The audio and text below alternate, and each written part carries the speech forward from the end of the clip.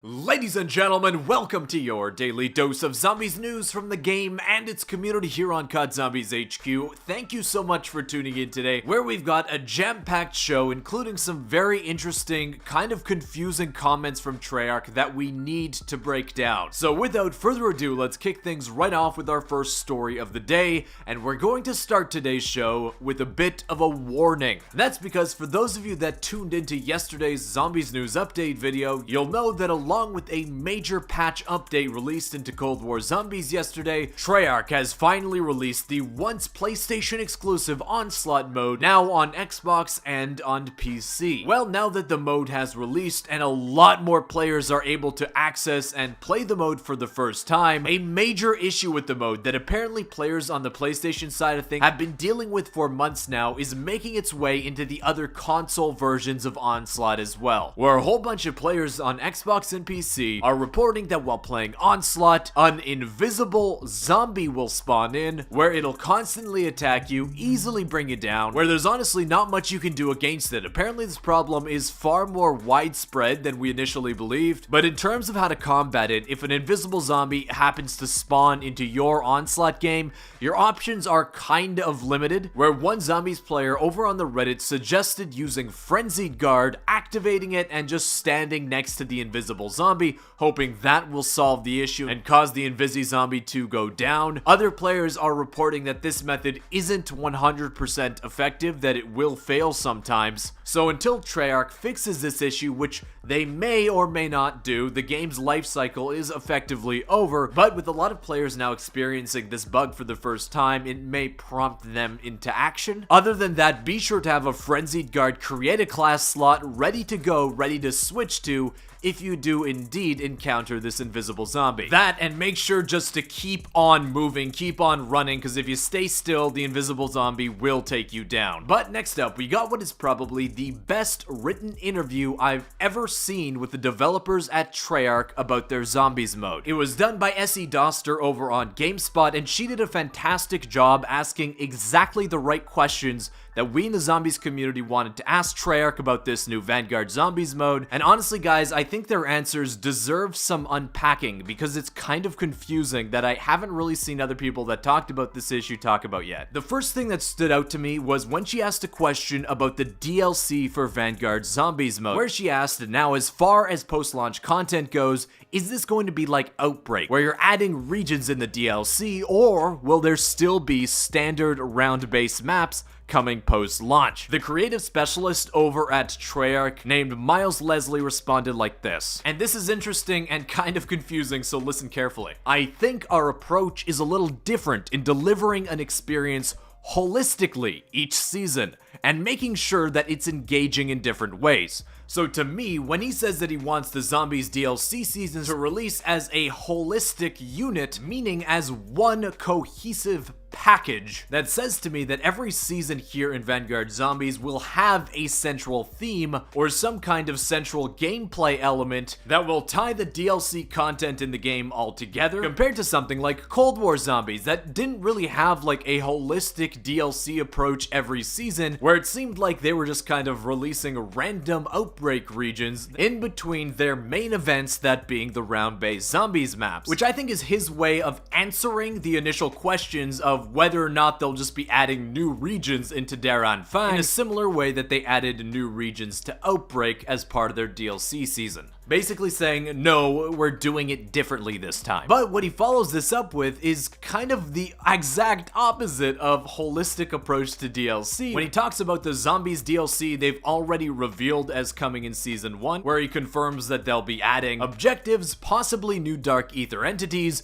more intel. So when you look at the swath of opportunities to engage with, there's a lot. We're not going to commit to exactly how we're going to deliver it, of course, but the key here is that we're going to deliver a lot of content. So the content he does talk about here, objectives, new Dark Ether entities, and intel doesn't really seem like a holistic approach to DLC. It seems like the exact opposite of that. That seems like a piecemeal approach to DLC, releasing small individual things to add to the mode rather than releasing zombies content as one big unit, one big update. So in that way, it's kind of confusing. And if you've noticed that for whatever reason, for most of Treyarch's pre-release discussions about their DLC, once mentioned adding new maps into the game, besides from stuff in the reveal that we will eventually be going to new locations. Obviously, new maps are in development for Vanguard Zombies, they just refuse to talk about it so far for whatever reason. When that comes to something that I'm personally very interested in, and I know a lot of you guys are too, that surrounds the discussion of the addition of round-based zombies maps in Vanguard Zombies, this is what Treyarch had to say. Well, I think the thing there is that round-based as you know it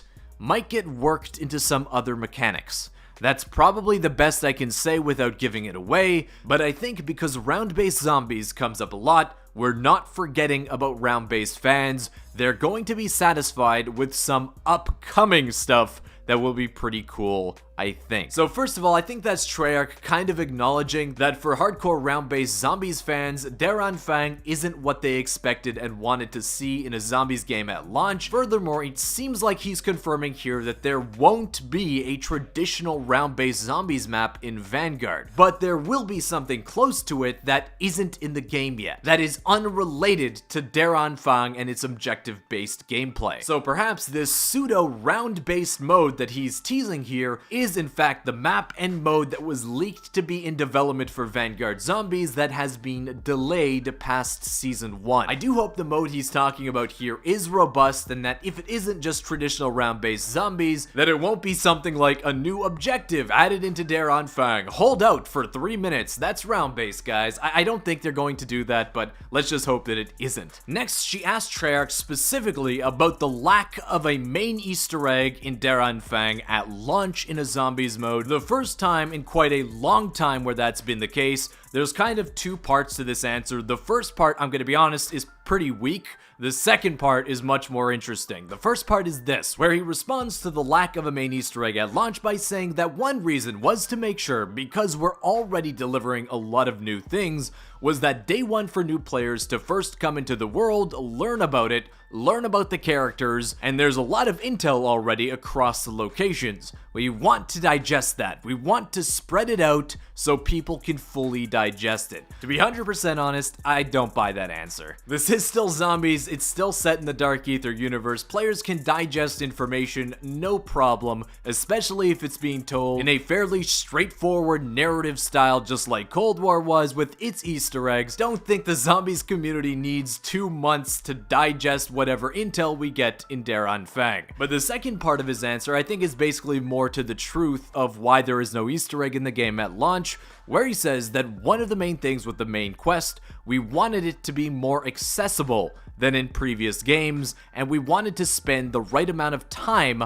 that anybody can do it. And then we're going to deliver it and spread it across post-ship, post-release as well. Basically, he's saying the fact of the matter is, it's not ready yet. It's just not done. Though it is kind of interesting that he says he wants to make it even more accessible than in previous games, Cold War containing far and away the easiest to complete and the easiest to discover Easter eggs we've had in the zombies mode in a very, very long time. They want to make it even more accessible, which kind of says to me that when this main Easter egg releases, it'll be totally a guided quest, kind of like the casual Easter egg was in COD WW2 Zombies, rather than players having to figure out each and every step by themselves. Next up, she asked Treayrch about something that I think a lot of us expected to get in Black Ops Cold War, it being the perfect game with two separate factions, Requiem versus Omega, for the first time since Black Ops 2, and that being the competitive co-op zombies mode called Grief, where Treyarch responded like this: "We can't talk about all the things we're releasing as DLC,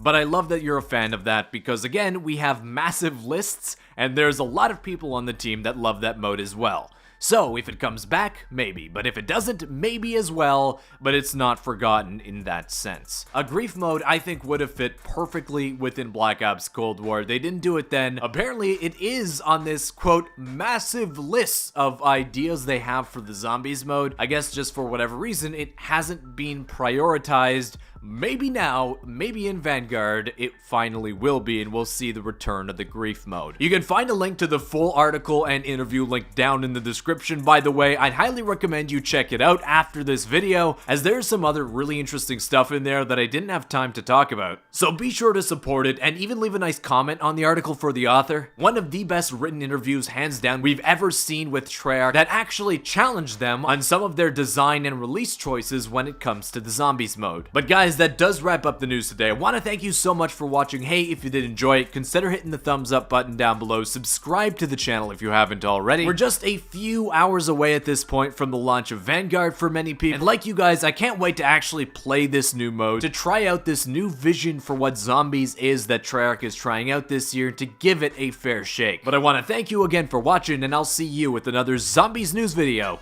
tomorrow. Peace.